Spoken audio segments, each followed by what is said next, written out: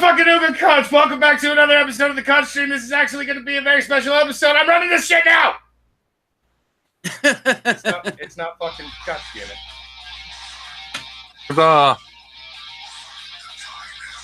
Do you mean there'll be no interruptions for pointless discussion of things that aren't the topics? Yes, that's actually what that means. It's a special episode in which we will not be interrupted with our usual nerd talks. Ah, fuck! This is going very well, Brockus. Very well. I dropped things, and they hurt me. Oh no! Oh god, my arm is so fucking sore from that now. Please don't kill yourself. Welcome everybody to a very special episode of the Han Solo show. Basically, this is going to be a sort of another addition to the Cunt Lords Anonymous theme that we seem to be going with this week. With me tonight is Tyro. I don't know what your fucking last name is. Just Tyro. Yeah, you just call me Tyro. Inchoate is technically. Oh, okay. I thought it was like Inca Hoots or some shit like that, and I'm like, what the fuck kind of name is that? It's Anyways, an old-timey word. Fair enough. We got Tyro. You can find him on the Low Lives now, I guess is what your channel is being called. Or what I guess you guys are doing instead of proper villains. And then, of course, you can find Igor, another usual co-host of mine on Nerdy Topics, with Renovations and Shitlords Anonymous. Yes.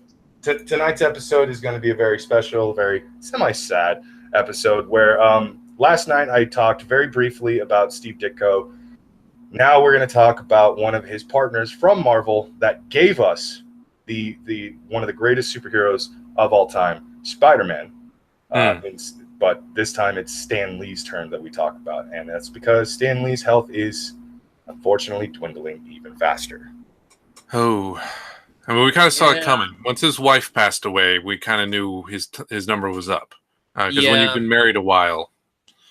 Well, men typically don't live much. I mean, let's be brutally honest here. Men don't live much longer after their spouses die. Yeah. When you're talking that age. Yeah. That's what you have to look forward to, Igor. Yeah. Actually, I'll probably be dead long before. Yeah, it'll most likely be, a suspicious murder or death. They'll find pillow fibers in his lungs as they're doing the autopsy and stuff, and then go and question Ren. What happened? He wouldn't stop farting. Oh, okay. No, snoring would be the answer. Probably. Either way, so it's a noise. It's a noise-based fucking death. But also, as you can tell, I am presenting very specifically Igor because his screen is so much more interesting than the rest of ours. On top of that, no, it's funny that you guys bring up the whole men do not typically live that long after their spouses have passed away. That same thing happened a few years back with a legend in music, Johnny Cash. In fact, it was 6 months after his wife had passed away. After June passed away, 6 months later, Johnny Cash died himself. That doesn't surprise me. Yeah. I feel like there's other examples too, but I can't think of any off the top of my head. Yeah, neither can I. That's a good one. But either way, it has been a few years since Stan Lee's wife had unfortunately passed away some years ago, and Stan's health is dwindling that much faster. And also, on top of Stan Lee's failing health, he has recently let go of his $1 billion lawsuit against POW Entertainment. I actually have the article for this from the Los Angeles Times, too. Okay, I'll open that up, follow along. Yeah. Just let me know when you're ready. Yep, got it. In the latest plot twist to his fraught personal saga, Stan Lee has dropped his $1 billion lawsuit against POW Entertainment, the Los Angeles-based media outfit he co-founded in 2001 that was sold at a Hong Kong company last year. the 95-year-old comic book legend behind Spider-Man and other Marvel superheroes, said in a statement Monday that he was happy to put the dispute behind him.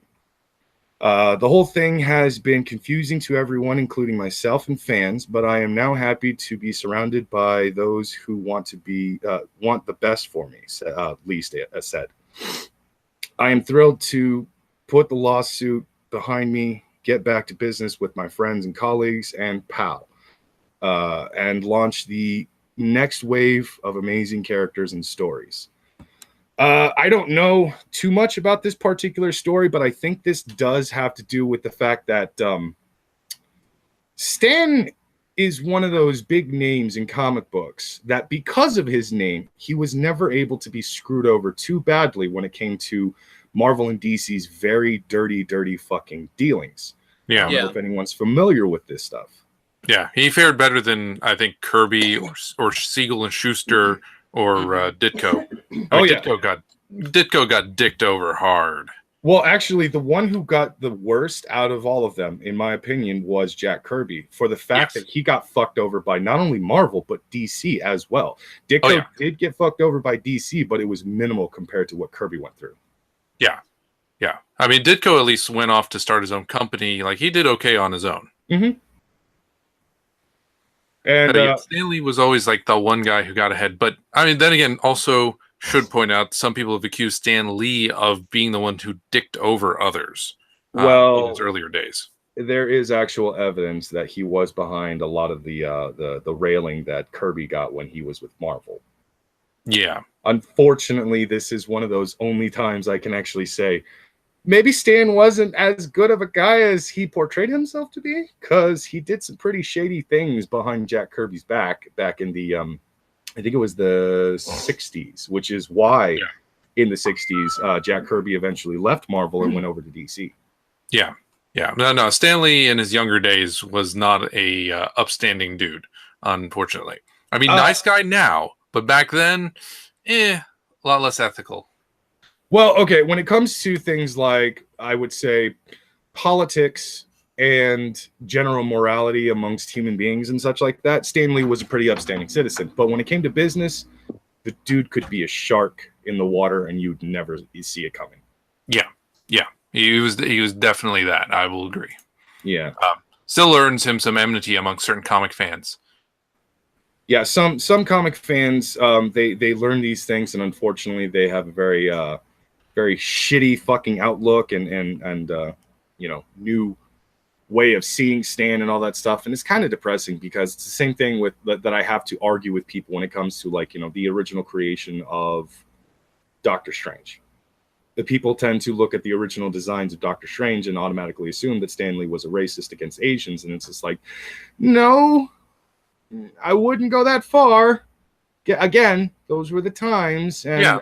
Marvel has always followed whatever was popular in the time. I mean, look at Iron Fist and Power Man.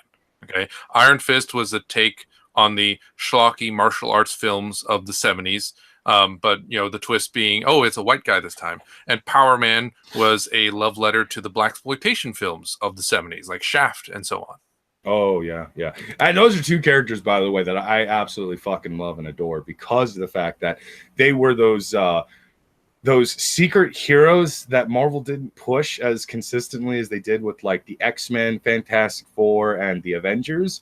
But, like, Iron Fist is a fucking awesome character, a really interesting character, especially since if you ever see anyone wearing the Iron Fist costume and using the Iron Fist powers and stuff, then they've legitimately earned the title of Iron Fist. That's one of those mantles where I don't give a shit who's wearing the mask. I don't give a fuck who's punching people with the kung fu and the fucking awesome fist that can penetrate any kind of shield and stuff like that. Like, I just stay true to the Iron Fist legacy. That's it. That's all I want. Yep. Power Man, however, obviously, that's someone, if I see some fucking jackass like saying, I'm Power Man, and I'm like, you're Scandinavian. you take that costume off. You are not dark, sir. You take that costume off right now. I will hurt you. You go back. Appropriating. You go back to being fake Thor, you son of a bitch. I you give me back my gorgeous bald black man, or there will be hell to pay. I do like the actor for Luke Cage in the TV show. He's really good. Oh, fucking yeah! I forget his last name, but it starts with a C. Michael something or other. He is fucking amazing. Like, I used to think Terry Crews was the only one who could probably play a good Luke Cage, and then I saw that motherfucker play him on screen. I was just like, oh, thank you. Yes, can I have some more? Yeah.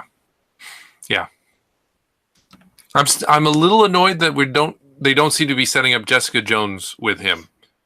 Oh yeah, no, I'm pissed off at that too. If anything, I'm mad when they take too many liberties. When it comes to translating from comic book to TV show or movie and stuff like that. So when I see shows like Arrow and they're consistently telling me I'm not going to be allowed to have Green Arrow and Black Canary, I want to throw my couch at the fucking TV, because how goddamn dare you deprive me of one of my favorite fucking romances in comic book history, you pieces of shit. You give me Black Canary and Green Arrow and I will kill you. Yeah. Well, I mean, they kind of had a romance between the two, but then they killed her. And I was like, Yep. What? Yeah, it's not like Black Canary wasn't a powerful and interesting character. Just knock her off. Yeah. Yeah. Just get rid of her and then replace her with a slightly less interesting version of herself. Yeah. Mm-hmm. And then bring in not one, but two evil clones played by the same actress, just to screw with you. Because we got Black Siren and then there's Siren X, the Nazi one. I'm very glad I stopped watching Arrow. Dude, it was so fucking depressing to watch by the time it had gotten to, I want to say, season 5. Because like I got through three seasons, and then I was like, I'm done. Seasons 1 and 2 were great. Season 3 was when it started to get a little too campy for my taste from what seasons 1 and 2 were, but it was still good. I still enjoyed myself. Season 4 was when I was just really starting to question how retarded Oliver Queen was and why he can't seem to fucking learn the goddamn lessons he just learned like last year. Yeah. And then it was season 5 where everything started to really unravel for me, and I basically rage quit on the entire CW line just before they launched the Black Lightning one, which I was greatly anticipating when I first heard that they were going to be doing a Black Lightning show that was partially separate from the other CW shows. I was just like, ooh, Black Lightning, he's fucking awesome. I like him. He's kind of like one of those other characters from the fucking Justice League that doesn't really get talked about very much because, I mean, his original creation was sort of just cartoon based, sadly. But then they made him awesome in the comic books. So he's a pretty cool dude. And I wanted to see it, but then fucking DC's Legends of Tomorrow, Flash, and Arrow simultaneously pissed me off one episode after another. And I was just done. I was done. Ollie can't fucking learn his goddamn lessons and stick to it because he keeps making the same fucking mistakes. Barry keeps making the same fucking mistakes, but let's be honest, he does it in the comic books too. He won't stop fucking with time, and it's just pissing everyone off. And now there's a joke going around, Barry did it. That's every single bad thing that happens in the DC universe. Barry did it. He fucked with time again, that son of a bitch. Yeah. And well, I mean, isn't he? I mean, he can think it so quickly that he can do all that math and all. You know, they said he can think near the speed of light or some retardedness at one point. Yeah. So he's capable of observing things in an attosecond scale, less than that. So he's thinking at super speeds. Maybe the reason he keeps fucking with time is he's literally forgotten that he fucked with time prior, because it's just to him like it's been thousands of years. So, you know, he for him a simple conversation takes weeks, you know. The sad thing is that actually is accurate to the Flash lore, except it's not Barry that has that problem, it's Wally. Right. See, Wally's the one who will absorb information within an attosecond, just like Barry can. Except Wally cannot retain that information for more than 10 minutes. He eventually will lose all that memory. They make a note of this in the Justice League cartoon show, where Wally West Flash repairs an entire orphanage that had just burnt down and stuff after he had just learned everything he could about architecture and all that other shit, like fucking construction and whatnot. He rebuilds an entire fucking building and stuff, and he does it within a few seconds. And then in that same episode later on, he actually tells somebody that he can't retain the information he's just absorbed. He has a time limit, so he has to use the information as fast as he can to do what he needs to do. And the reason why is because Wally West is actually a slower version of the Flash in comparison. Right. Wasn't that why he dies at the end of that Young Justice? Yeah, that's part of the reason. One of the things that they have made a consistent thing with when it comes to the different Flashes is Barry really is the fastest of them all. Compared to every other speedster throughout the Marvel Universe, Barry is the fastest. So fast. DC Universe. Yeah, the DC Universe. That I will misspeak a lot. But in the DC comics, he's so fast that at one point he becomes the literal embodiment of death for speedsters. So not only is Barry the creator of the Speed Force, literally, Right. but he is also the death of all speedsters throughout the Speed Force in a slightly altered version of himself. Like, this is how ridiculously powerful Barry Allen is compared to the rest of them. Jesse Quick has never been as fast as that. Barry Allen has never been as fast as that. His own grandson, Bart, has never been as fast as that.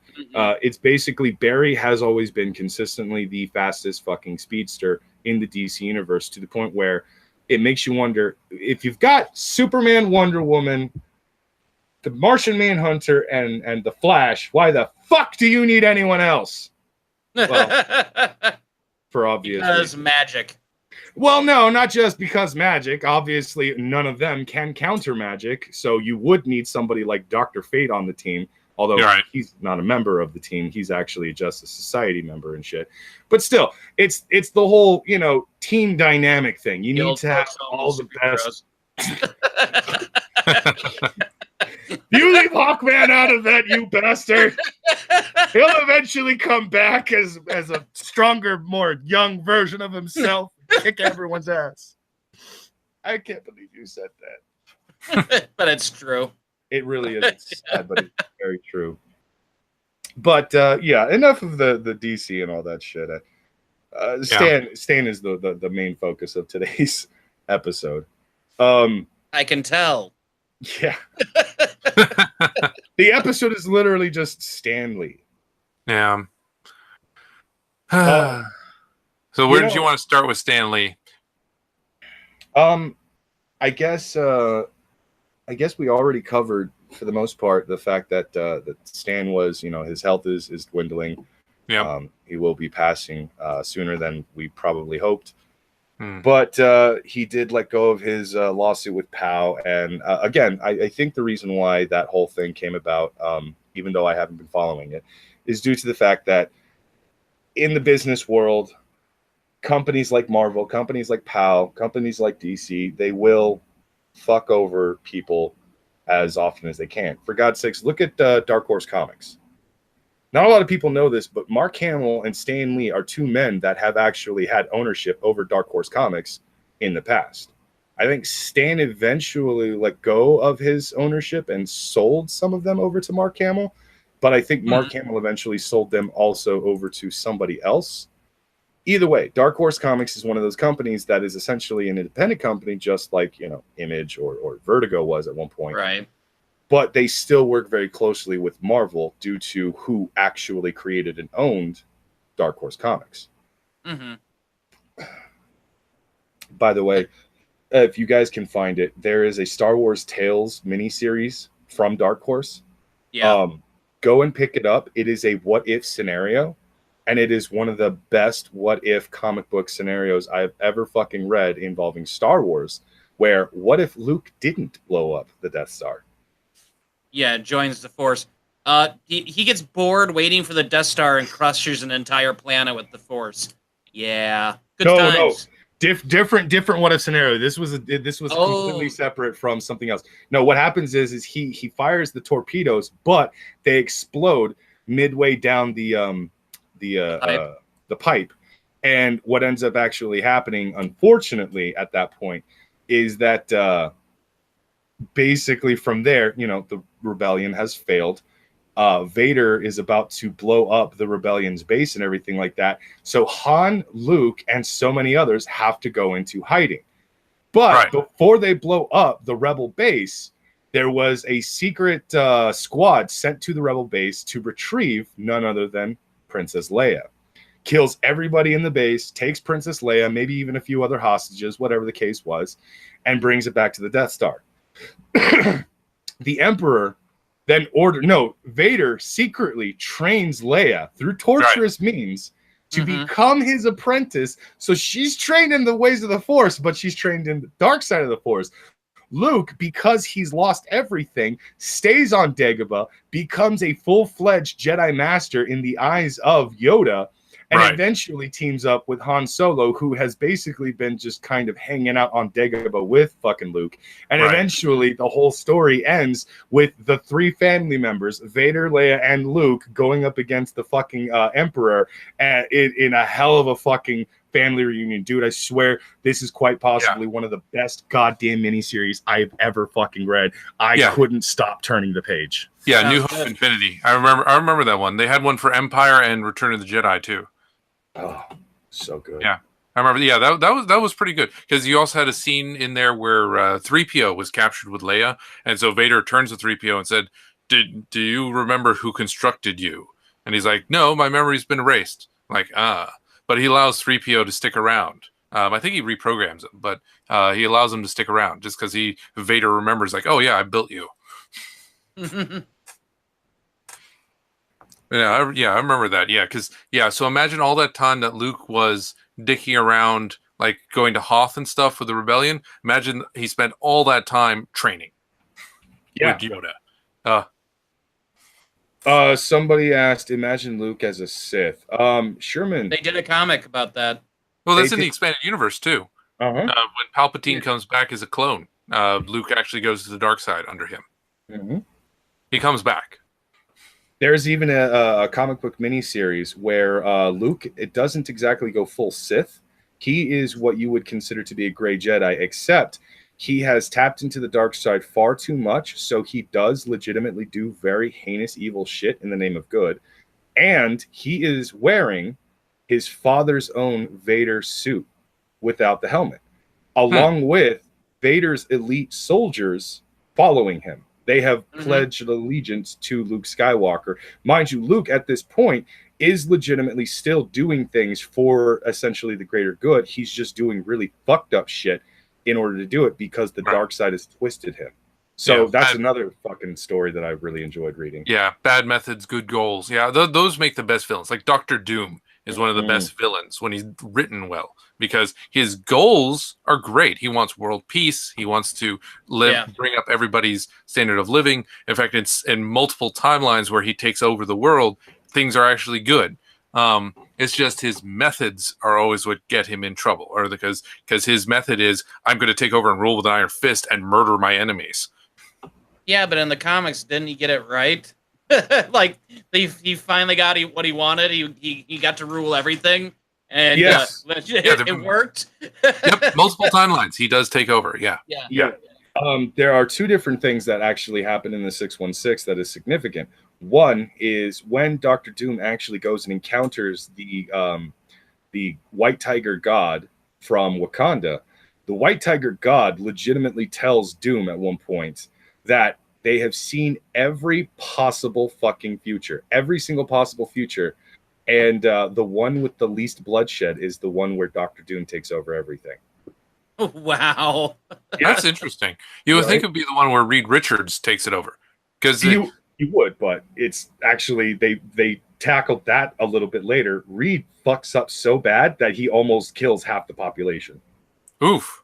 Okay. I swear, this medicine will cure everything. Why is everyone exploding? Yeah, I don't know. I felt that Secret Wars, I didn't like the conclusion. Like, I didn't feel that it was Hickman's best work. Like, Infinity was Hickman's best work on Avengers, but Secret Wars, when they boiled it down to Richards versus Doom, I did feel that it did definitively settled. Like even Doom admits that, yeah, if you had the Beyonder powers, you'd be able to do more with it because you are smarter than me.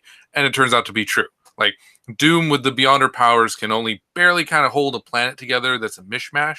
Richards with the Beyonder powers recreates the multiverse with the help of his son. That's one of the things that really just pissed me the fuck off. And in all honesty, the more I look back to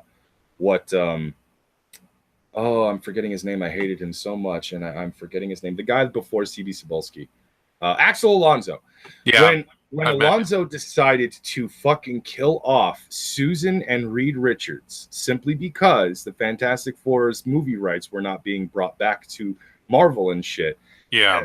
As in a fucking fit of childish proportions, he decides to have Reed and Susan simultaneously killed off in the comic books and end the Fantastic Four until something would come about. Basically, only recently have we gotten word that the Fantastic Four will be returning. Most likely, it's going to be alternate universe fucking Fantastic Four members that are Sue and Reed, and it's fucking depressing because it's like he killed those characters off, and then there was this power gap, this intelligence gap that he needed to replace it with. Well, Hank Pym is also fucking out of the goddamn equation, and Tony Stark was at the time being pretty much an anti-hero. So what do? Well, several years down the line after that not several years, a few years down the line, he introduces 3 new powerful minds who were supposed to be the smartest men on the planet. Except they're not men, they're women. Oh, is this this one of them's Moon Girl, right? Moon Girl took over as the most intelligent person on the planet instead of Reed Richards. Riri Williams obviously took over as the Tony Stark equivalent of intelligence, except she's meant to be more intelligent than Tony Stark. Damn you, Bendis. I did see a recent bunch of panels that were tweeted at me of Thanos beating her and then telling her she wasn't even worth his time to kill. Yeah, that was in the Infinity Champions. That was good. That's because Bendis is no longer writing for that fucking story. So obviously the writer's probably trying to fix some things that are obviously in desperate need of fixing. And let's face facts. Riri Williams has unfortunately been tainted for so long that there's a lot of people that are never going to give her a chance because of how she fucking came into the story, because of how the whole thing was being treated, because they made her the worst possible stereotype. She's a black chick that stole a bunch of stuff and then ran away. Yeah. Have you seen her origin story at the school? Yeah. Like she begs the teacher, tell me I can't be Tony Stark. And then she's like, okay, you can't be Tony Stark. Like she's not oppressed. Like the whole origin story is Riri Williams is never oppressed. She never faces any oppression at all. Growing up, she begs for it. She wants the victim status so much. It's like, oh my God, you are horrible. This is the worst origin ever. This just nuked her character from orbit. Yeah, and then here comes Thanos, the fucking measuring stick of Marvel, and he's just like... he just whipped his dick out and slapped it across her face. You are less than nothing. You are not even a tenth of what Tony was. And it's just like, oh, okay. Thanos has never hesitated to kill Tony when he had the chance. Holy fuck. Yeah. Mind you, he's also failed to kill Tony a few times. Multiple times. Tony has outsmarted Thanos on several occasions. In fact, I think it was Tony's strategy that beat Thanos in the very first time that they encountered Thanos in a massive Infinity issue. Mm-hmm. And this was right after Thanos made quick work of both Adam Warlock, a man who was literally designed to handle the fucking Infinity Gauntlet, and fucking the Silver Surfer, former Herald of Galactus. Yeah. Thanos beat them so badly that they were unconscious for most of the goddamn fight. It was Tony, Steve, Thor, and Bruce that actually came up with the fucking plan to eventually stop Thanos in that particular fight. Holy goddamn shit. Some average-ass motherfuckers from Earth were able to do what cosmic beings could not. Yeah. Now, to be fair, the Hulk, depending on who's writing him, is usually, and also depending on his anger level, able to fight one-on-one with Thanos. Like, Thanos has said on multiple occasions, the Hulk is the person he least desires to fight. Like of all the beings in the universe, the Hulk is the one he was like, nope, I'm going to save him for last. No, because like he is aware that the Hulk can get extremely powerful. I think he's up to Galaxy Breaker now. Like there was an issue where like he stomps his foot and destroys a galaxy because he gets that angry. That is because over the many years of publication, I'm gonna put that out there. That is dumb. That is very dumb. But over the many years of publication, galaxy ass destruction as he lets one rip and blows the galaxy behind him away. Well, it's the concept. In case you forget, it's the concept that Marvel does tend to do quite a lot. When you've beaten the character, but you haven't killed the character completely, the character will only come back stronger and more dangerous than before. It's the Dragon Ball Z formula. Basically, yeah.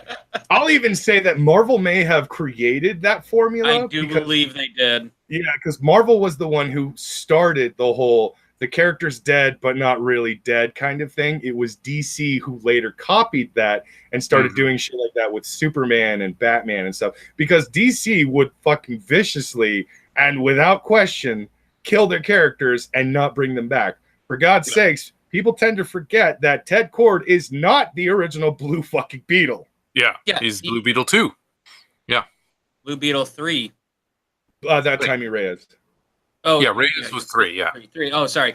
Getting him mixed up. Yeah, the guy that before him, and then the Blue Beetle that took on the second Blue Beetle who took on the fucking Doomsday for the first, when Doomsday first showed up. And he died in one punch. He didn't even get a chance to react. He's just like, I regret all my choices in life leading up to this point. Well, who wouldn't? I mean, even... Dude, I loved... Okay, one of the things I will give DC, their animated universe is superior to any animated universe I think I've ever seen when it comes to comic books and stuff, because Marvel's is very broken, but they do have some that are supposed to be connected with each other. DC's is vastly superior. They go a little too heavy on the Batman. I'd like a few movies where it's not so heavy Batman. And recently we got the Death of Superman movie, which is very lacking. I have to agree with Samaj on that. But the War one, the one that started the whole thing, Justice League War, still to this day, it has one of my absolute favorite scenes where at one point the Flash goes to attack Thanos, or somebody does something, and Thanos. You mean Darkseid? You mean Darkseid? Oh, sorry. Yeah. Well, let's be honest. Yeah. Darkseid, the original Thanos. Exactly. The original Thanos. But yeah, he goes to attack Darkseid. Darkseid fucking makes something explode, and then the Flash is immediately behind and hiding from fucking Darkseid because of Superman, because of that shit. And he's just peeking over Superman's shoulder, like, did that shit just really happen? Only to be followed up with Green Lantern going to attack, saying, watch out, guys, I got this. Smack up against the fucking wall, falls, and now parademons are punching the shit out of him. Fucking love that scene, because it's like, you can't get more arrogant than that, only to immediately fall. Yeah. Isn't that the same? Is it in the movie, or was it in the first season of the Justice League Unlimited, where Flash is making some comment where he's like, I'm the fastest man on Earth, and then Hawkwoman just like completely takes this wind out of his sails, like, yeah, I'm sure that all the ladies really appreciate that. Yeah, that was in Justice League Unlimited. Yeah, that was one of those adult jokes that are like, oh wow, did they go? Okay, they went there. Yeah, they went there. Dude, the Bruce Timm DC animated universe was just I mean, I think the only thing that came close beforehand was when you had Spider-Man and the X-Men crossing over on Fox Kids. That was like, oh my god, Spidey's in the same universe as the X-Men. Whoa! And then Bruce Timm was like, haha, hold my beer. Watch this. Dude, Bruce Timm is a fucking legend. Yeah. He's still doing good stuff too. I mean, Bruce Timm should be in charge of the DC cinematic universe because he understands the characters and their development better than anyone. And I mean, I don't know why DC can't get a good showrunner. Like, we've got Kevin Feige on the Marvel Cinematic Universe, who's rocking a very steady ship. But I mean, the DC's got no one. They've got no consistency. I mean, they tried Zack Snyder, but Zack Snyder's skill is not up to the task. Well, they actually okay. Zack Snyder was their golden boy director to bring the DCEU to light when it came to the live action movies and such. However, there was someone behind all of it who recently got fired. Let's be honest, they were fired. They didn't just quit like like DC and Warner Brothers and so many people are trying to tell you. She was fired because she didn't know what the fuck she was doing half the time. The animated universe was fine, but that was because she wasn't in charge of that. That was actually individuals for each individual movie who wanted to consistently keep the characters as consistent as possible and do a damn good fucking job with it. Hence why we got Justice League War, Justice League Throne of Atlantis, Bad Blood, Batman fucking versus Robin, and so many other great movies. I'm still very pissed off with what happened with Man of Steel, the Death of Superman movie, because they just kind of Batman v Superman. No, it wasn't. Look, as much as I'm not a fan of the Death of Superman fucking movie, the animated movie, mind you. Oh, the animated one. Oh yeah, that one was. It was very lacking. It has problems. One of my biggest problems is they just simply got rid of the Superman and Wonder Woman relationship. Even though Wonder Woman's still clearly in love with Superman, and Superman is now in love with Lois and shit, and I'm just like, are you fucking kidding me? So off screen, this happens, and you decide, yeah, put them in an actual legit relationship. But here's the thing: Lois is actually in a relationship with Clark, not Superman. My head hurts. My fucking head hurts. He would have told her by then. Why did he not tell her? No, they had to do some sweet fucking thing where he had to tell his secret, and then he had to say my last final secret. And it's a stupid fucking note where it says, I love you. And then she says she loves him as he's fucking dying and shit. Oh my God, it's so goddamn stupid. And then there was that fight between Superman and Doomsday where they took it to the air because somebody got fucking super punched into the air and Doomsday is still going at it with Superman. That whole fight took me completely out of the movie, just like Samaj said it did him. And I'm just like, fuck! The whole goddamn fucking vibe shifted. Like, everything went from clean and crisp to, what is this crap? You CGI'd the fuck out of this, and it looks like horrible garbage. Damn it! Yeah. And plus, there was like some definite like homosexual tension between Luther and Soups there. When he's like beating him with the gauntlet there, and it's like, yeah, you're mine. Like when he's leaning over him, like, it's like, are they gonna kiss now? Like, are they implying that Lex has a crush on Superman?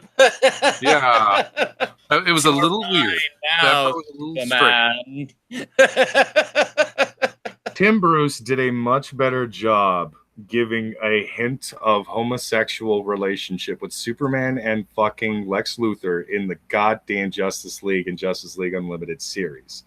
Because I'm sorry, no one continues to have that kind of an abusive relationship and not be fucking at some point. Yeah. So let's see. Where were we? Oh, of course, Justice League Unlimited had the greatest Superman speech to date of all time with its finale. The I live in a world made of cardboard. Oh, yeah. Yeah, that was good. That is, to me, that's the definitive Superman speech. Like, do you wonder why Superman like looks like he's taking a hit? Why he's like he seems vulnerable to things? It's because it's for your benefit, not his. Like he could destroy the planet. He could. I mean, the only reason he's not like walloping Darkseid is because he's holding back. Like Darkseid beats him not because Superman is trying, but because he's holding back for fear of killing Darkseid. That's why he loses to Darkseid. And I think that is a really fun revelation. And when Darkseid finally pushes his buttons just enough to convince Superman, I'm like, okay, you know what? Screw you. Yeah, that was good. I have to agree with you, man. Like anytime I need to, be reminded of how fucking badass Superman is. Some people might suggest going to watch All-Star Superman. Good suggestion, but no. Some people might even suggest Superman versus the Elites. Again, good suggestion, but no. The best one is that fight of Superman versus Darkseid when he starts talking about, I feel like I live in a world of cardboard. Fucking Christ. It is You're so the first goddamn person good. I can hit with all my strength. I don't have to hold back with you. And then he just starts just destroying him. Yeah. I mean, Darkseid has to pull out a silly trick in order to get him to stop. It's like, all right, I'm going to make all your pain receptors. And even then, I think Superman probably would have overcome it eventually. Oh, yeah. Yeah. He was just like surprised. That's all. That's all he did. He just bought himself a little time. And even he knew it. I think my favorite moment is when he says, with you, I don't need to hold back. I can go as hard as I want. Something along those lines.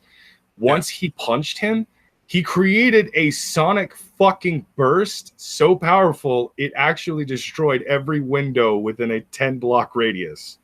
And probably destroyed everyone's hearing with it. Most likely, as half of Metropolis was deaf at that point. What? What was that? Honey, I can't fucking hear. Superman's punching some big gray guy down there. It's fucking amazing. I can't... Shut up, you stupid cunt. I just want to... Oh, no, they're coming here. They're coming here. Run! Grab the kids!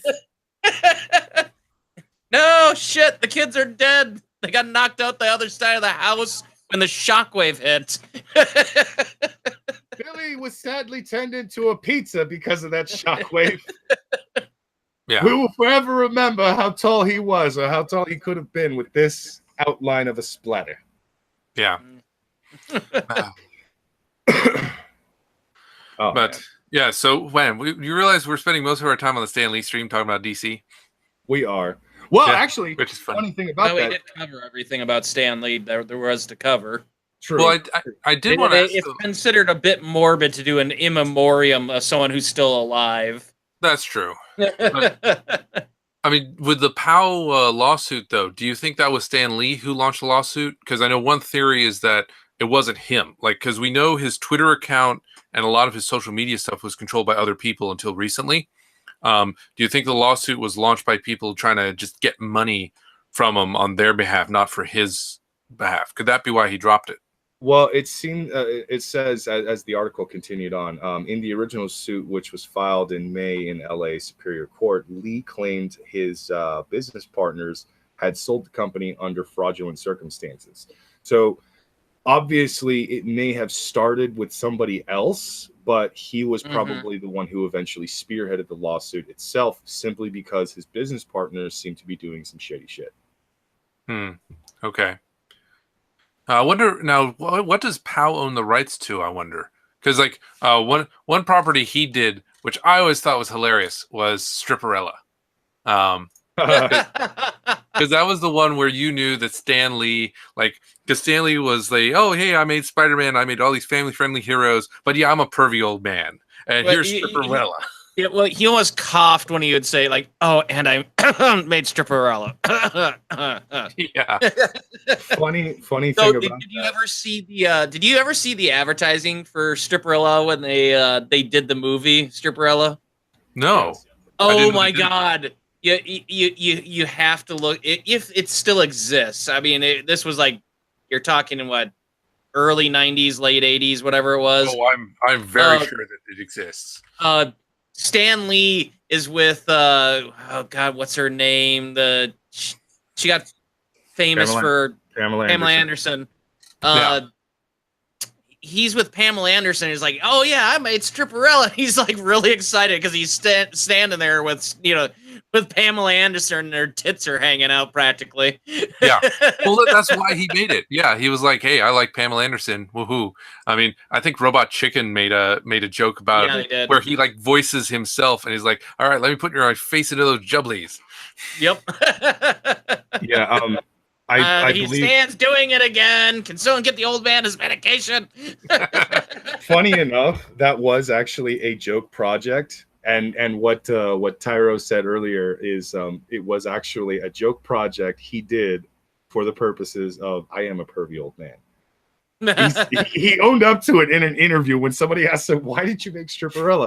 And his answer was he laughed and he I can't remember exactly what it was, but it was something to the effects of I just wanted to do something fun and funny and kind of dirty.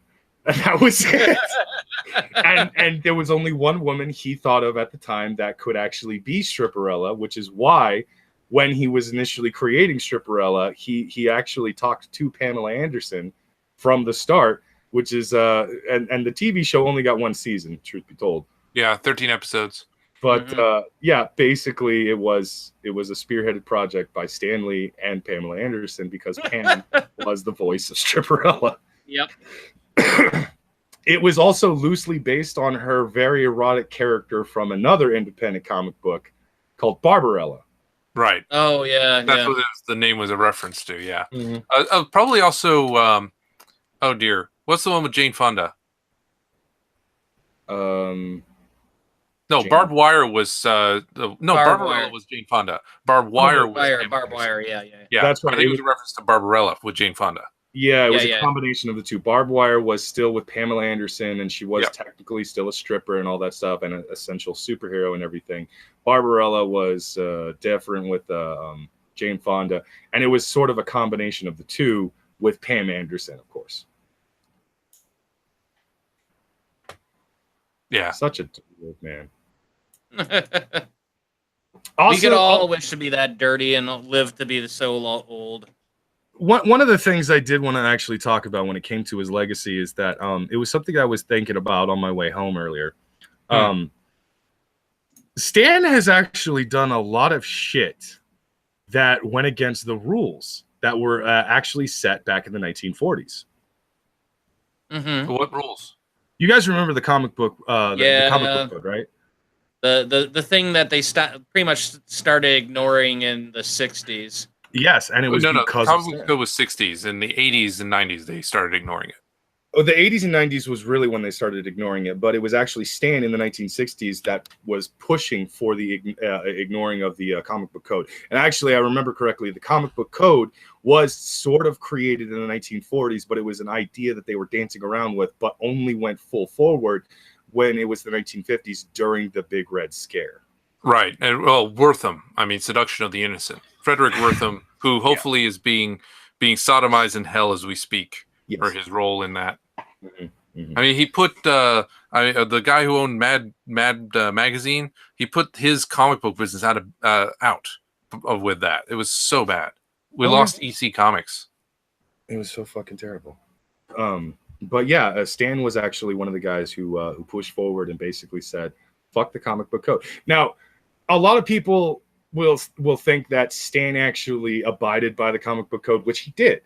He didn't really break the comic book code because he found loopholes and ways around the comic book code to exploit the fuck out of it. For example, the comic book code at one point said that no one was allowed to actually depict drug use or drug abuse or even alcohol abuse and things like that.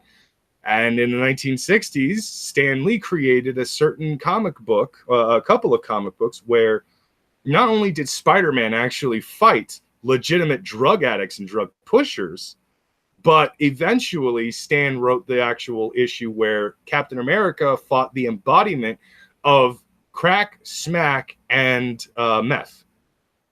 Wow. What was it? Was it Pale Fire? Like he gets his strength from cocaine. Those were their actual fucking names. Snowflame. Those were their actual names. They were crack, smack, and meth. They were basically hard drugs, and those were their actual name. They were the human personifications of the three hard drugs. Okay. On top of that, when Tony Stark made his appearance in the 1960s, he came into the story as an alcoholic. Stan consistently kept pushing the boundaries of the comic book code to the point where in the 1980s and eventually the early 90s, the comic book code was almost completely thrown out the fucking window and shit. Mind you, DC was still following the comic book code as best as they could, but it was because of Stan Lee's antics in the 1960s with the shit that he was pulling that the comic book code was eventually rewritten, which eventually gave us the ability to have DC's comic books, one of their most infamous issues where Speedy, the ward of fucking Green Arrow, was a heroin addict. Yeah. Yep. Stan fucking had a lot of shit. Yeah, it was interesting how they adapted that in Arrow with having the sister be the drug addict. Yeah, well, she is the one who's supposed to be the actual Speedy, and Roy Harper was the one who would eventually become Arsenal, because Yeah. Roy Harper is both Speedy and Arsenal in the comic books. Yeah. But Speedy is a mantle that was eventually passed on to somebody else as well in Green Arrow. I mean, Green Arrow has had not as much as Batman, but he's had quite a few fucking proteges. Roy Harper, the chick who was Artemis, Connor Hawk, his own son from the future. You know, just he's had a few fucking sidekicks himself. Yeah. Oh, real quick note: Dr. Pepper is the best soda. I can't exactly argue against that. It's not my personal favorite, but dear God, Ryder do I has love dared Dr. to Pepper. blaspheme against Texas. How dare you? How dare you, Ryder? Dr. Pepper is a fucking amazing soda. It is one of my personal favorites. It's always in my top 5, especially cherry Dr. Pepper. Cherry Dr. Pepper's okay. I find it's a little overwhelming. I like it when I really want to, indulge my sweet tooth. Yeah. If you want an interesting combination, go to Sonic drive-thru, get a chocolate Dr. Pepper. It basically tastes like you're drinking an ice cream float. You son of a bitch. Now I have to. Yeah. There's no questioning this. Just make sure you don't have diabetes. I can't recommend that to Trippy because it'll kill him. But no, wait, but Trippy. I mean, if you wanted to go out like a champ. Death by Dr. Pepper. Yes. Right? Yeah. The doctor broke his Hippocratic oath. I could just see the epitaph on his fucking his tomb.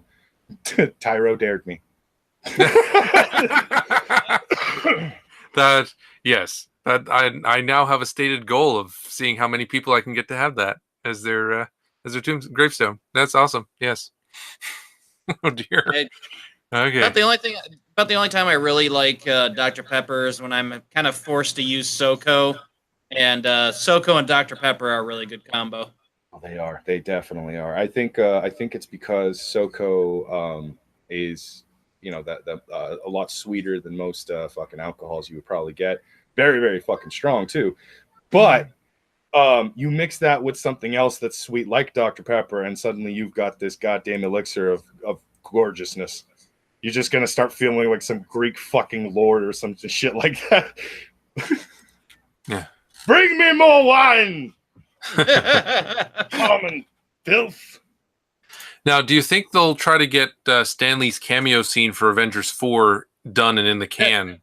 That's what I wanted to ask. Do you think, all right, here's where we get morbid. Do you think Marvel is going to film like the next 50 different cameos for to go into the future? So like for the next 50 years, there's cameos of an aging Well, actually, Stan Lee. all of the cameos that Stan was actually slated for all the other future MCU movies that they had already scheduled at that point, they were all filmed already. He had last year filmed 9 separate scenes for the future movies and such. And they've already been scripted. They are already planned for and everything like that. And he already filmed them. So we've gotten 2. We have 7 more. And then I think that's it for Stan's cameos. Okay. Now, personally, I think it would be touching, like if they made Avengers 4, since Avengers 4 is the last of the book 1, like that's the ending of book 1 of the MCU. If they made that his last cameo, but at the same time, I don't mind more. Like putting him in the Spider-Man 2 film, that's nice because Spidey's his boy. So yeah, that's good. That's good. I wish there was a way they could get him to cameo in the DC movies. I think that would be a fun tribute too. Oh, that actually would be fucking hilarious. Like the Aquaman movie with a small cameo by Stan Lee. You didn't even create Aquaman. Yeah, but I created Namor, which was actually the guy that came before Aquaman. So, fuck you. Or Wonder Woman 1984. Have him dressed in one of his old like leisure shoots from the era. That would be fucking hilarious. I think cops a feel for no reason. I was gonna say what would be even funnier is if he like ended up actually, grabbing her thigh or fucking ass or some shit like that. Because you know he would, yes. Who You wouldn't? got It's the Gal ass Gadot. cheek. He grabs both ass cheeks. You have the ass cheeks of a Greek goddess. Thank you, ma'am. Walks away. She doesn't even know how to react. It's like, but that's true. But I kind of want to stab him, but at the same time, I'm not quite sure how to feel right now. The accuracy, and yet, how dare he? yeah. But it was also a compliment, and got it. I'm still not sure about how I should act in your world. Bitch, you've been here for 40 fucking years. You know that. Fine, do what you want to do. He is an old man. One flick from you and he's dead. Come on. Yeah, I am curious. If they went that route, they'd have to have like the old man martial artist meme where she goes to take him out, and it's just suddenly he's the most magnificent martial arts fighter of all time. Yeah, there we go. They actually have a couple of those in the Wonder Woman universe too, but like his age. It's funny. Yeah. Now I do wonder, like for Spider-Man 2, they've announced the subtitle is Far From Home, and they've said there are many meanings to it. So, like, are we going to see Spider-Man having to get back to Earth from being in space? Like, will they have the Guardians of the Galaxy with him? Because we've already had a little bit of spoilers. We know that everyone who died is inside the Soul Stone. So, so everyone who died at the end of Infinity War, spoilers, but you should have seen it by now. I think the 2-month moratorium's up. So all of those people are inside there, so they could still reappear. I think they're kind of like what Gamora did in the movie. That was the foreshadowing there. Yeah. So I think part of it will be like Black Panther and Spidey and all that, and Doctor Strange figuring out, okay, how do we get out of the Soul Stone? This is My guess is there's also going to be some that in order to, if they're smart, they'll drum up some sort of countdown. Like if we don't free them from the Soul Stone in X amount of time, their souls will be lost forever and gone to the land of the dead or something. Yeah, that would be good, and it would allow them to keep those guys in there while still giving some prime time to Ant-Man and Hawkeye, hopefully. Plus they got Captain Marvel. Oh, have you guys seen the new Ant-Man movie yet?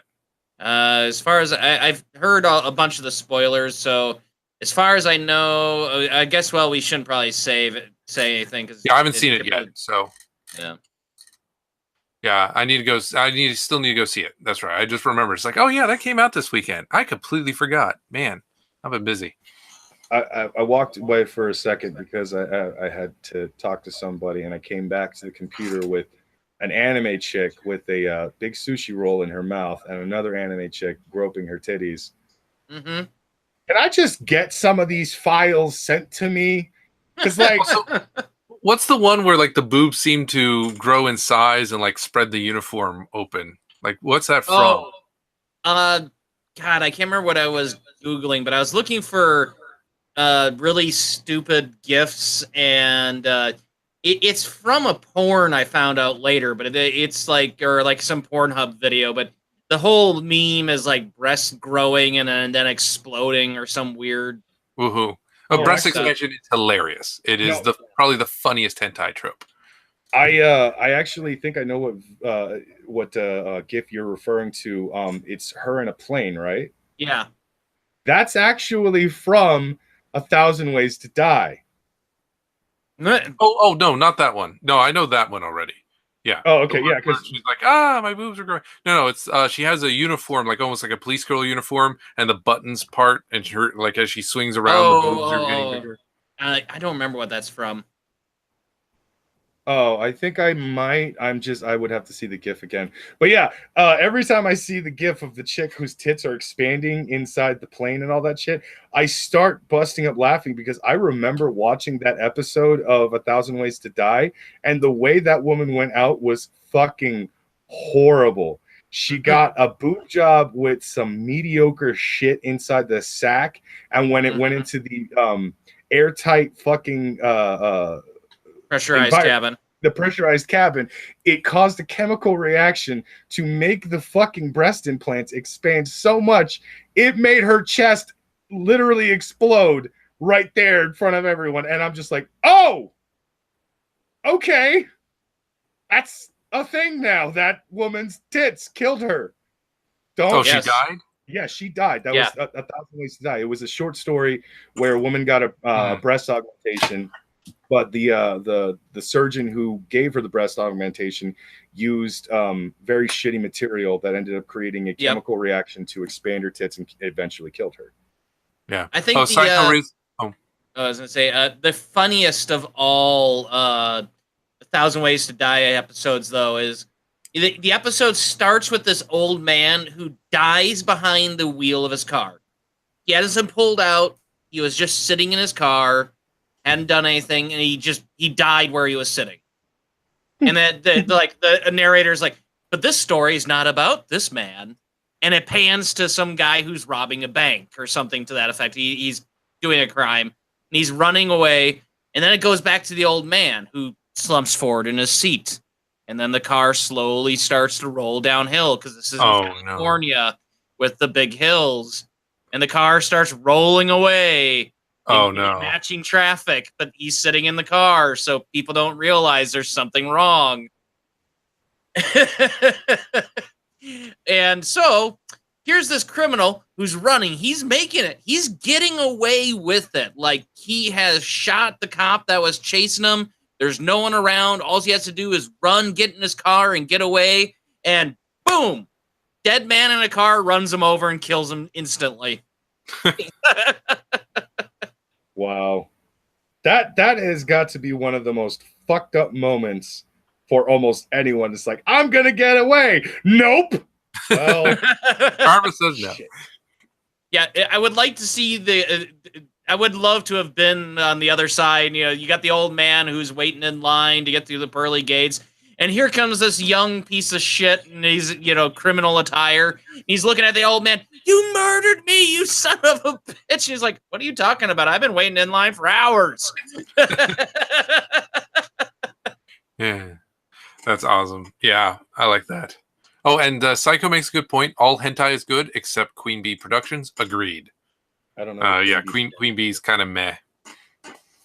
I don't know of what you're talking about. Oh, Queen Bee's a Japanese hentai studio. I figured that much from the topic. Okay. Yeah, they're known for, they do very cheap. They're very cheap. So they repeat stuff. They do stuff in loops. Their detail isn't very good. Like anytime they announce an adaptation of a series, a lot of fans will say, well, this series just died. Yeah. Okay, so I guess on the partial topic of anime, mostly hentai, obviously.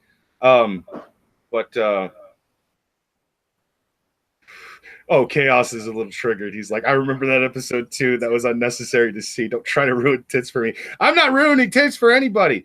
Artificial or natural. It's fine. Tits are wonderful. Yeah. Just if you see one expanding, run.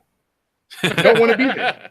Yeah, unless you are in a hentai or like magic or something. Yeah. If there's some sort of like established, I have the magical power to make tits bigger, then, maybe just watch that shit happen because that looks and sounds like a very fun fucking time. But if there's no hentai situation going on or no one is magically doing it, run. Bad things are about to happen. But it's about to be a boob cocky. I have been watching the Fate series, and I am I think halfway or more than halfway through Unlimited Blade 2. Okay. I think it's close to ending. Nice. Yeah, Unlimited Blade works too. And I gotta say, first of all, I want to point out every fucking season they make the Lancer class characters so much cooler than almost everybody else, except I think Iskandar is the only one that was cooler than fucking I'm forgetting his name. No, it wasn't Cucullin, it was the other guy, yeah. Cucullin is the one in Unlimited Blade Works. And he's cool as shit. Like, that dude basically committed suicide but kept going, and I'm like, yes, this dude is too fucking cool. Yeah. Yeah, well, it makes up for in Unlimited Blade Works. He gets the coolness. That's because, like I think in Fate and Heaven's Feel routes, he gets the shaft. Like the Lancer class tends to kind of get killed off early in most of them. That's actually very annoying to me, though, is because like they have so far gone to 2 different Celtic warriors who have used spear as their primary weapon. Diarmut is the first one, Celtic fucking badass. And then Cuchulainn, Celtic legend. I mean, come on. Like, these 2 fucking badasses were pretty much just shafted because they're bad. They're cool as fuck. They're awesome. But the only way to kill them is have them kill themselves. Like, not once have I seen a Lancer go out because they were legitimately killed in an actual fight with somebody. It's always their master basically commands them to kill themselves. You've just given me the impression that the Lancer class is quite possibly the strongest of all the classes, not the Saber class, not the Berserker class, not even the Archer class, but the Lancer class is the one that is the ultimate trump card in all of this shit. And then on top of that, why does Fate continue to rip my heart out? Because it's a Fate series, because Type Moon loves that. Yeah, apparently Type Moon likes to sit me down and tell a really good story with some badass action scenes and then just completely ruin some of the characters that I was rooting for. Like, oh, okay, so that character's dead now. Oh, that one's dead. I was hoping that one would actually survive. Oh, that one's completely fucked over. Why is Kiritsugu's fucking entire life a goddamn nightmare? Yeah. And it doesn't end with him. Nope. Well, the nice thing though is the reason I recommended Fate Zero first is if you only watch, like, originally Fate Stay Night was the first game, and then Fate Zero was just like a prequel to fill it in. But when they made the anime, part of what they did is they made Kiritsugo's dream, and then when you hit the end of Fate Zero, it's depressing because he realizes that the Holy Grail, while let's see, it's omnipotent, it's not omniscient. So it cannot solve a problem that you don't already know the solution to. It can only give you power to do things the way you know how. And so because his only solution to things is killing people, it can only kill people to get what he wants. So the only way to get world peace is to murder everybody but his immediate family, and possibly even them. No, it was even more twisted because when you actually look at the implications at the end of Zero and then like the continuation into Ultimate Blade Works and everything, you realize that because Kiritsugu and Kirei were the only masters still technically left alive who were actually being bathed in the fucking in the gauntlet, or I'm sorry, not gauntlet, The Holy Grail? The Grail, yeah, in the blood from the Grail and everything like that. Technically, both of their wishes came true because Kirei was secretly the worst person in the entire story. That guy, he was horrible. He wanted nothing but constant death, destruction, torment. The guy, when he finally caved in and understood what it was that made him happy, it was the fucking pain of others. That's the whole reason why he did what he did to fucking what's the person? Rin's uncle there. Not just Rin's uncle, basically, yeah, but yeah, Rin's dad's mortal enemy, so to speak, the Mato.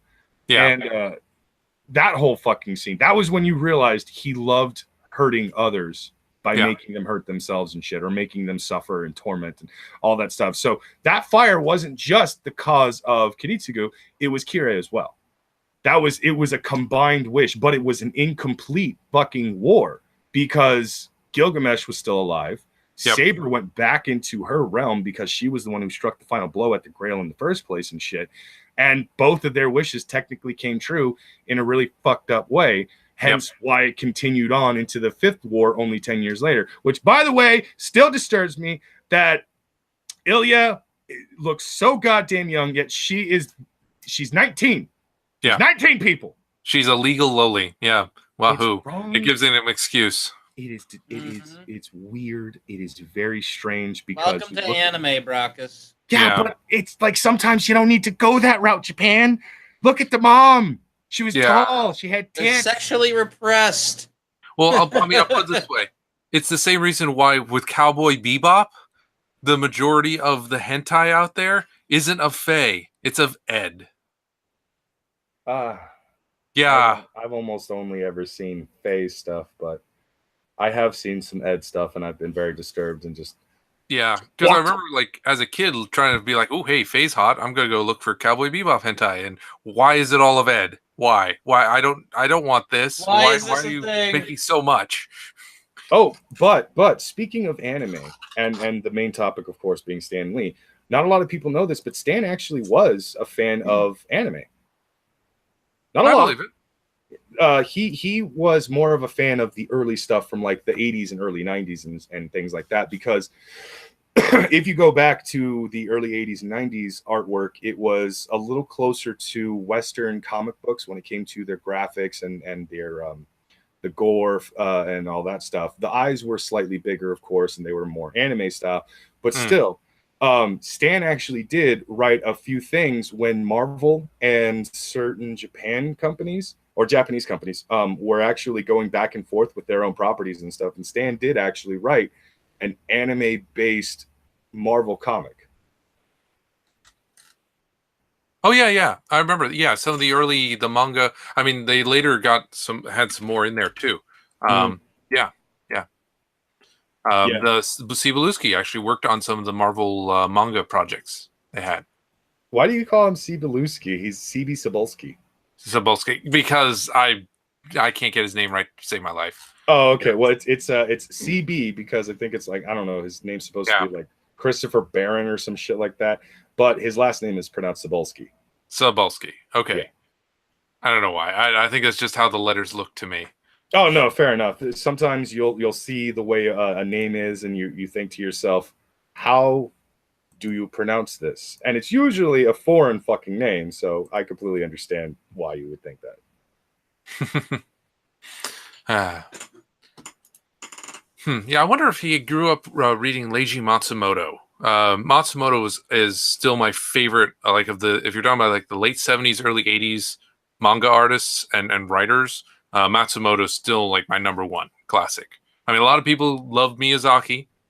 Miyazaki's cool and all, but to me, Matsumoto always had better stories and better ideas. At least in his early days. In the 90s, he started getting repetitive and derivative of himself, which diminished it. But I mean, Captain Harlock, Galaxy Express 39, Space Battleship Yamato, and all his other spin-off works from that were just he understood space opera to a degree that I've only seen like Babylon 5 kind of approach.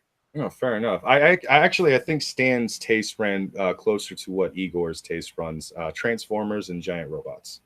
Probably. I like Transformers too. Transformers was technically one of my first animes. So that was actually, not a lot of people know this, but that was almost every kid in the 80s first anime. Yeah. Unless you were introduced to, before that, Speed Racer, Gigantor, or Astro Boy. Yeah. Transformers was the very first anime that almost any kid actually watched. Yes. Star Blazers, that was another early one. I know a few people, like one of my cousins who's a few years older than me, Star Blazers was what he grew up on. And that was his first anime. Now, another one classic from the 80s, a lot of people forget, Mysterious Cities of Gold. That was one of the French animes, along with Belle and Sebastian and a few others. That was great. I remember loving that one. Not many people remember it. It's one of those obscure titles, though. Yeah. I don't think it holds up today. I think it's the problem. Like, if I watched it today, I'd be like, wow, this dub is terrible. And wow, that's a major story gaps. It's like the original Voltron. The original Voltron dub was like, what? The editing, it's almost nonsensical. I'm trying to watch that these days. I thought G-Force was a more obscure fucking title, especially when you find out the original Japanese one is actually War of Planets. And it's just like, how the fuck do you get G-Force from War of Planets? I don't know. And then on top of that, why is it called G-Force? Yeah. None of them have a bird that starts with a G. Yeah. And to make it more confusing, there's already a show called Gotcha Man, and it has nothing to do with Gotcha Man. Oh, yeah. That one too. That was very confusing.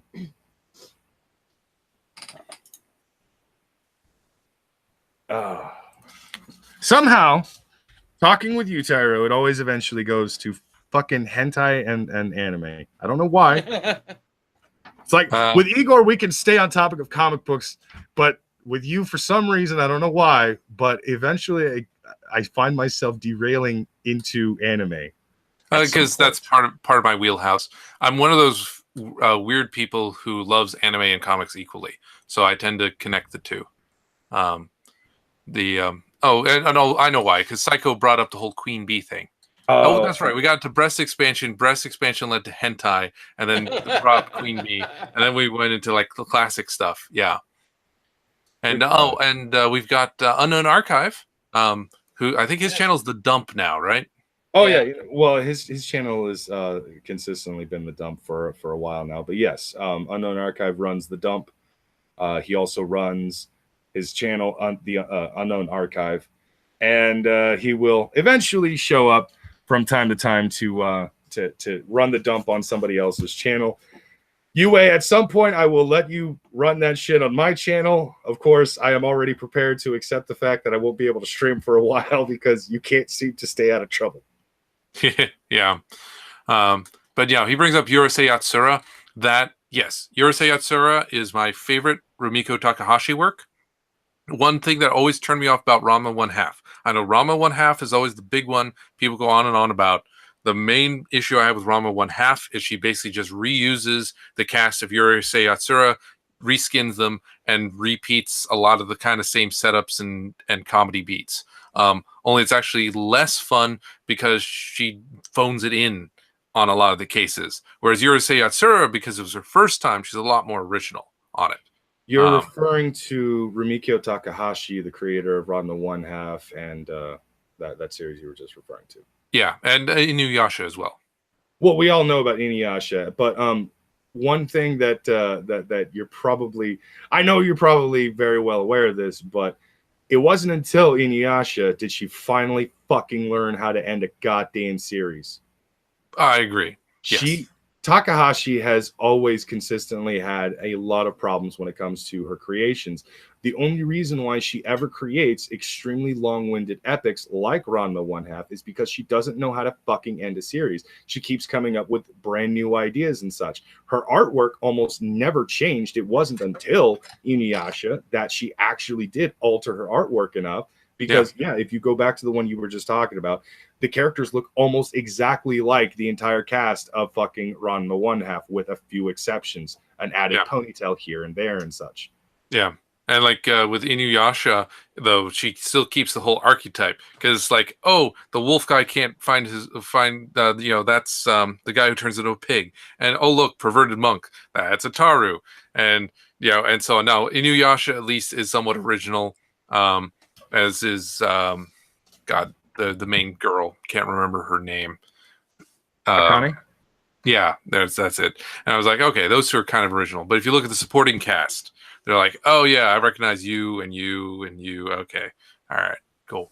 But yeah, Inuyasha was less derivative of Urusei Yatsura than Ranma 1/2 was. That was always my thing. But Urusei Yatsura never really got brought to the States until late. Like your Ranma 1/2 got a much bigger release in the States than Yatsura did, so that was everyone's first Takahashi experience. So that became her iconic work here in the West. Anyway, that's always just a pet thing. Oh, kind of like it would be like if Stan Lee was more known for, let's see, what's some of his later ones? Because then you had the Fantastic Four and Spidey, and you have his starter ones like X-Men stuff. What was some of his later ones? Stan Lee wrote for Captain America, gave us the Fantastic Four, the X-Men, Iron Man. Eventually, the Avengers, because they were failing product, they eventually came into one book. The Incredible Hulk.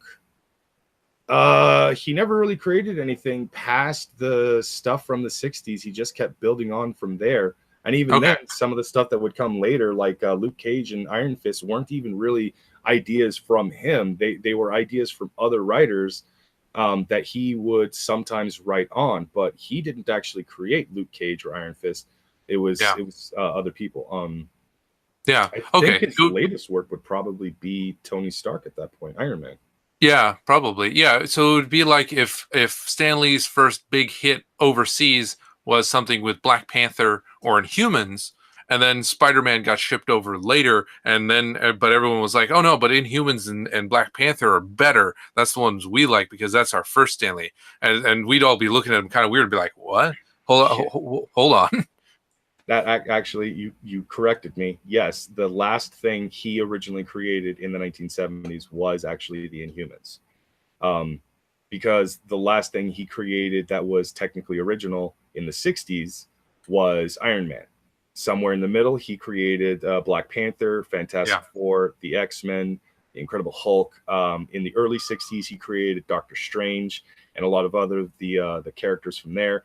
But it was the 1970s when he introduced the Inhumans that was the last of his original creations. But yeah, your point is still extremely valid. Yeah. Okay. Now I'm just trying to tie it back into the original. Well, what comics are you guys reading currently? Do you have time? I don't know, Igor. I don't know if you're reading any comics. Zero. I don't read comics anymore. You just sounded so depressed about that. Oh. Like I just gave up on comics. They were pissing me off. Sons of bitches. Why pay money for something that's annoying you? That's true. I actually did stop, not necessarily really completely stop. I do plan on eventually collecting all the digital books online as soon as I can. But before I stopped, because I ended up going broke, I was reading the new Avengers run. I was continuing with certain X-Men comic books that I had been reading. The new Darth Vader run, which was basically during the prequels, right after episode 3 and all the time between episodes 3 and 4. That's actually been a pretty good series. I was also following Bonehead, and that's from Image. And it was mostly just tidbits of books here and there that intrigued me. I actually decided that I wanted to start collecting things that I've wanted for a long time, but didn't have. So one of the things I was planning on going back to the shop to get a lot of was the Thundercats comic books that had actually come out not too long ago. Oh. One in particular was a 5-parter, Thundercats versus He-Man. I got to. I have to. I want to see that happen. That does sound pretty awesome. Right? But was it good, though? I only read like 1 or 2 pages from the internet because I had Google imaged it and all that shit and tried looking it up, but I couldn't find anything that was actually full. The artwork looks fucking fantastic, though. I'll say that much. Awesome. Yeah, they had a crossover recently with Transformers versus Visionaries.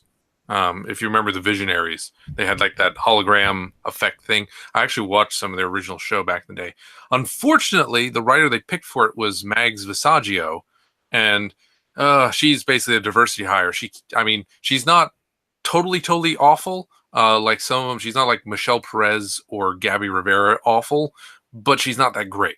And so like they killed Cup in that series, and his death was kind of pointless. And there's there's walls of text. There's like Chris Claremont levels of text, only it's not good text. Like with Claremont, you read his monologues and it's like, okay, at least this is well written. But with her text, it's like stereotypical villain speech. Oh, look, another stereotypical villain next speech. Time, insert protagonist here. Yeah. It was all really pointless, and it was like, and the art was so unfortunate. I was legit about to freak the fuck out because it sounded like Igor was about to say, "I'll get you next time, He-Man." I'm just like, oh man, he should start doing voice acting for fucking Skeletor. Yes, I think you should be Skeletor, Igor. Put on a skull mask. Igor for Skeletor. I've got face rig. I guess I could look up a skeleton for that. Yes, that would be perfect for Han Solo. Oh, that would be great. That's right. The name of the show is called Han Solo, and now I just realized we didn't talk about Lando Calrissian in Episode 9. He'll be shot in the back while rummaging through Han's old clothing, and no one will get a chance to hear him ever acknowledge the death of his 3 friends. and no one will ever get the answer as to why the fuck Lando Calrissian was actually wearing Han Solo's clothes at the end of Episode 5. Mm-hmm. That will never be acknowledged. Oh my. Or they will acknowledge it, but they'll do it in a way specifically to piss off the fans. Like I said it earlier. Like, what do you think the odds are that Lando's going to have a husband?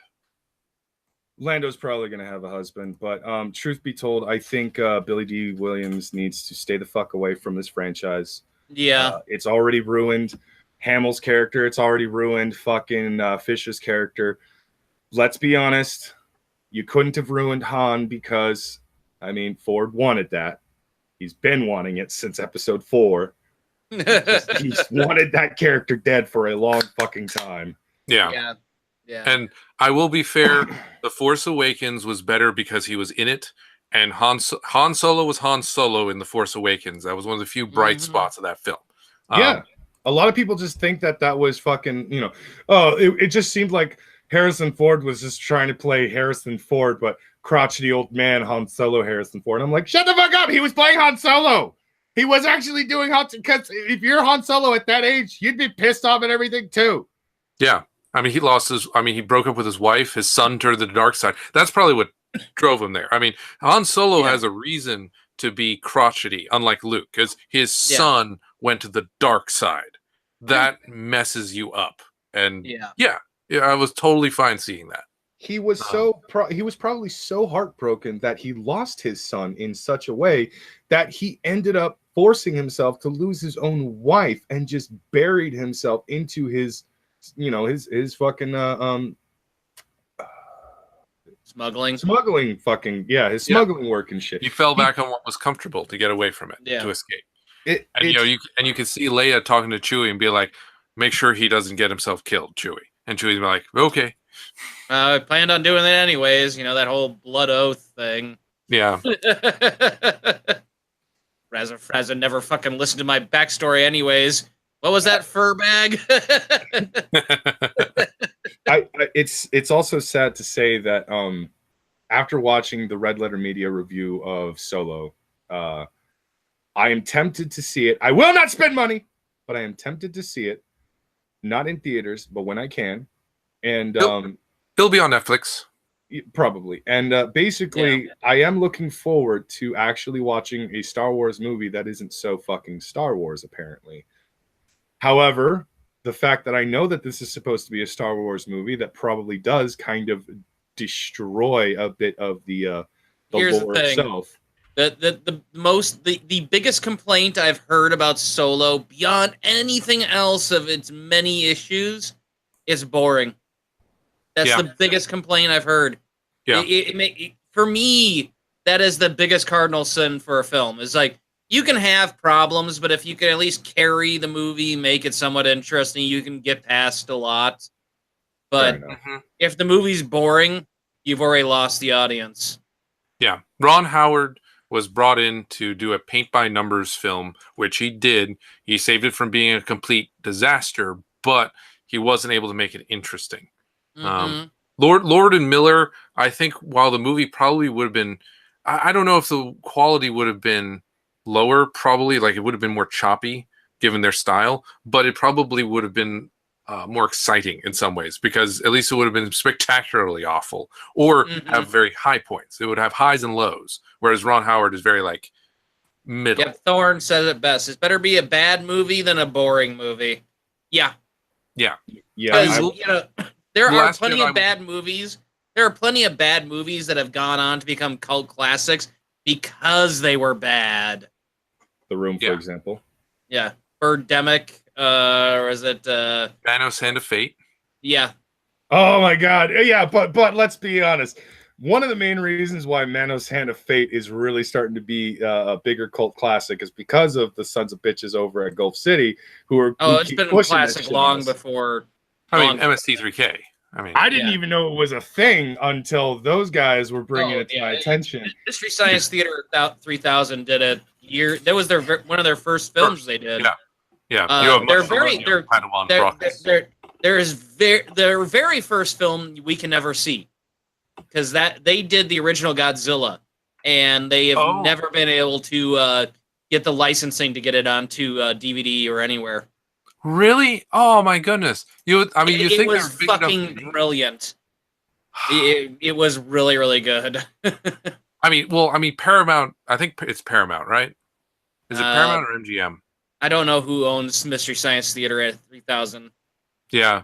Well, no. I mean, whoever owns Godzilla. I mean, like, because they're going to release the Godzilla versus King Kong, they should give them the rights to that just as a promotion for it. Almost be like, look, never before seen original Godzilla riff tracks, and go see Godzilla versus King Kong. I mean, that would be a perfect tie-in.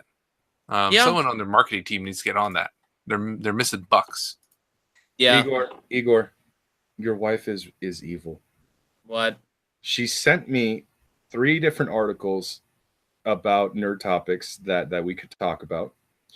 One of which is, I shit you not, a Portland comic book publisher writes stories about Hillary Clinton, Ellen DeGeneres, and Bill Gates. What? Yeah. So I've there had are enough 3... degeneracy for tonight. I'm not going to talk about these now. No, I mean, are they like Charlie's Angels kind of deal? They fight crime. I don't know. It's not looking that way. It's looking like they're just supposed to be comic books with these people at, oh, never mind.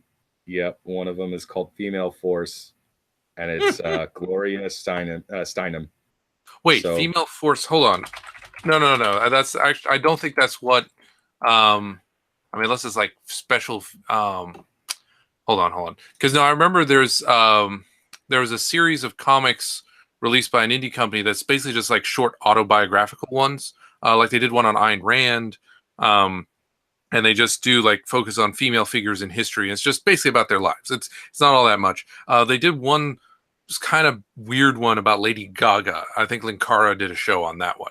Oh, God. All right, well, Let's see. Thorne is saying no one hate her, but she kind of liked Fern Gully as a kid. I thought it wasn't that bad, honestly. Fern Gully. It was a very well animated film. It incorporated CG, in a way that wasn't oppressive and took away from the film as well.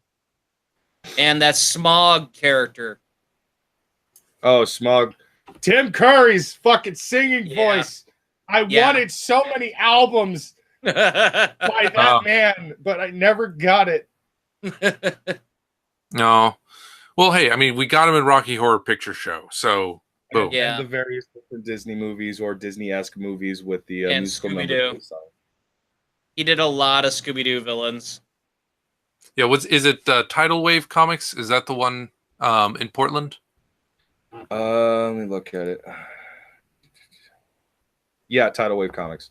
Okay, yeah, that's the one I was just describing. Yeah, they do a lot of stuff. I mean, they don't have a lot of anything worth noting. That's mainly just autobiographical things and kind of stuff that's cheap and easy to produce. They'll sell. They can predict how much it's going to sell, and there you go.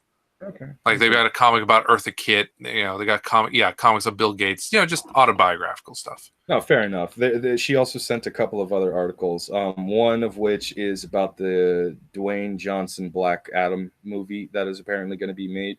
Which stop, Warner Brothers, please stop. Your DC movies have failed.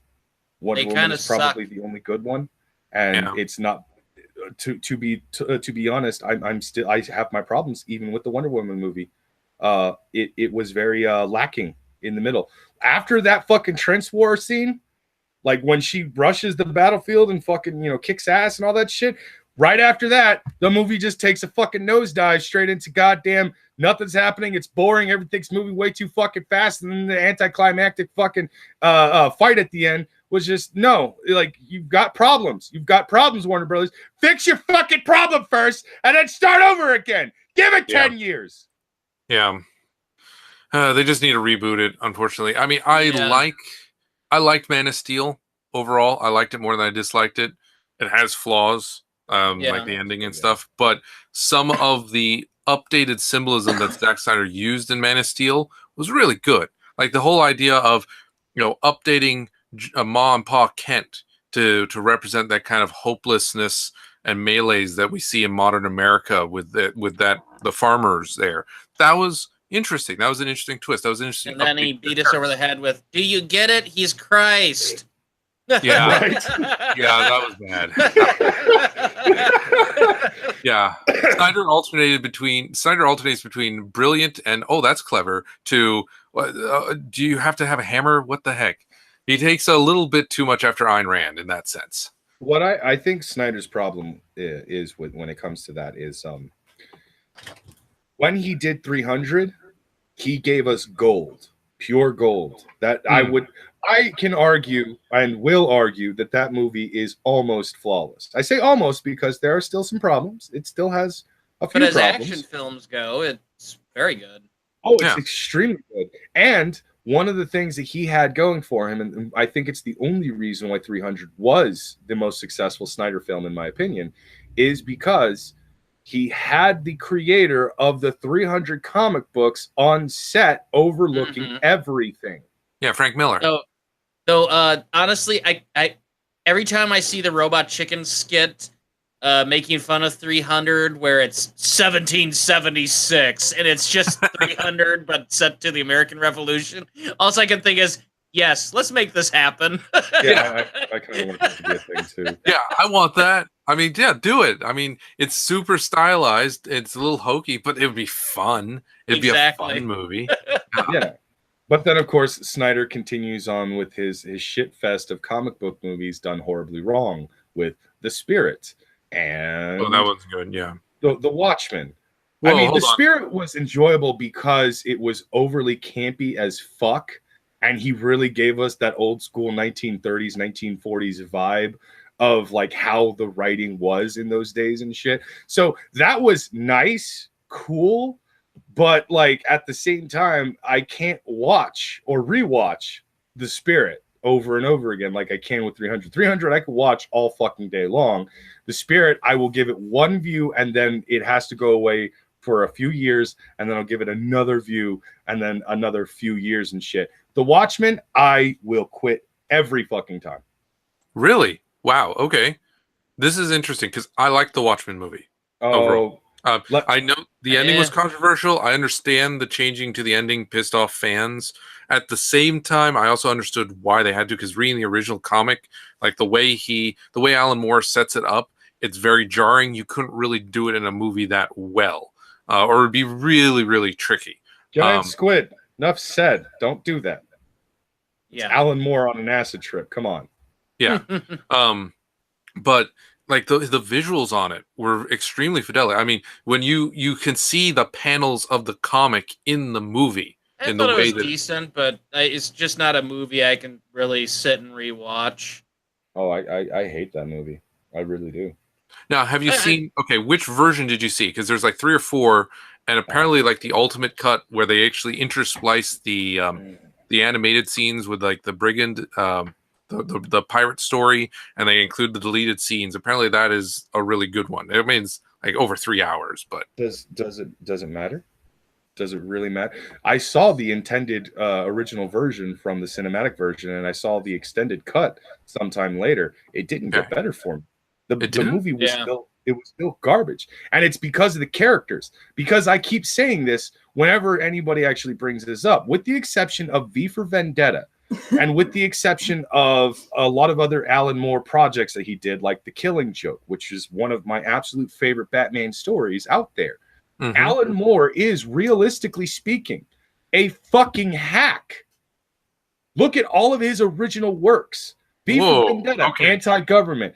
The Watchmen, anti-government. Everything was anti-government because Alan Moore was a fucking anarchist. Let's be honest here. But on top of that, when he did The Watchmen, he couldn't help but make an entire fucking team of Batman on it. Girl Batman, Batman with guns, Batman who's practically Batman without the actual Batman fucking logo and Whoa. you know, bat stuff. Hold on. You're aware that the Watchmen are based on the Charleston comic characters, right? Like Night Owl is Blue Beetle, Rorschach is the Question, Manhattan is Captain Atom. Like he was deconstructing the superhero genre using SPs for the Charleston comic character, including some of the ones that Steve Ditko made, because Blue Beetle 2 and Question are Steve Ditko creations. I understand that, and I'm not exactly dissing those because Ditko did a better job than Alan Moore.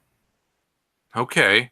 Well, I mean, the reason the Rorschach is actually a right-wing conspiracy nut, by the way, is as a reference to Steve Ditko. No, I understand that. Okay. If you look at each character, you can see who their counters really are and were. You could even argue that technically the comedian was the Punisher before the Punisher even existed, because he actually kind of was. Because I believe Punisher didn't make it. No, wait, no, I'm sorry. Punisher actually did come before the comedian. Yeah, I think Punisher was before comedian, but I forgot who the comedian's based on, though. I think it is a loosely tied in thing with Sergeant Rock. Oh, okay, yeah, that's the one. Yeah. So no, I understand where the actual real connection that Alan Moore came up with for all the characters and everything like that. It's just his version of them was nothing more than giving me an entire fucking team of Batman.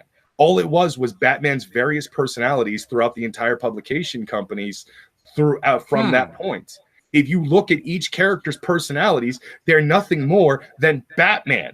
They're just Batman in a different body, and it pissed me the fuck up. I couldn't not see Batman in fucking Rorschach. I could not see, extremely obviously, Batman in Owlman. I could not see Batman in the comedian. Every character in that fucking story is Batman. Even their predecessors, when it came to characters like Mothman, the original Silk Spectre, the original Night Owl, who else? Well, Minuteman, and so many others. They were all Batman. Alan Moore can't not write Batman. That's the sad part. And that's one of the reasons why V for Vendetta was actually so successful. It was basically Batman against the government. Well, hold on. But it was good. I think you're missing perhaps some of the broader themes. So, like, the purpose of V for Vendetta, like, Alan Moore is not an anarchist, nor is he a right-winger. Midnight here. I would like to hit the sack. I have got work to do. All right. I'll conclude with this note on V for Vendetta. The purpose of it was to contrast anarchy versus fascism. Alan Moore does not support either. The fascism part was actually a dig at Margaret Thatcher.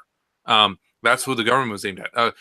Moore is a liberal. Like, he was bashing the Thatcher regime by making that in. Of course, when the Wachowskis did it, they used it as a vehicle to bash Bush. But originally, it was aimed at Thatcher. And so V, he did not design as a hero. Like, he hated the Wachowskis, the fact that Wachowskis made V kind of a sympathetic hero. He hated that because V is also supposed to be reprehensible because he's an anarchist. Like, you are not supposed to like V or sympathize with V. That's why he does such mean things to the main character. Because he's also supposed to be a complete nut job. Wait. Alan Moore's still alive?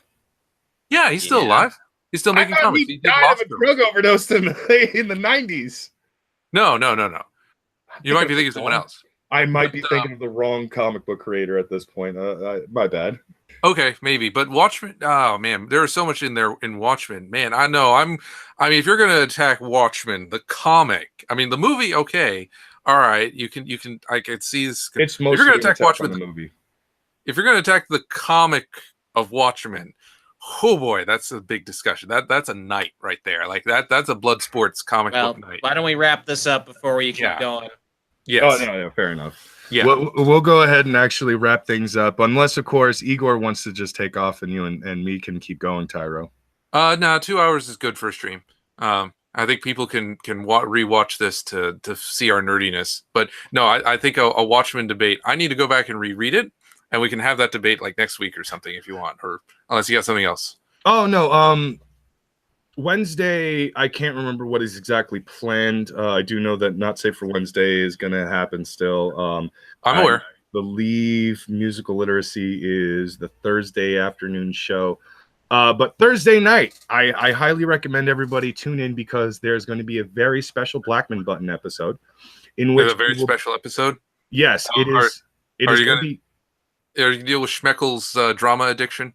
No. Well, I mean, put him into Dramaholics Anonymous. We will talk temporarily about some drama, but that's only because our very special guest, who has already agreed to come on to that particular show, John Malin, will be on.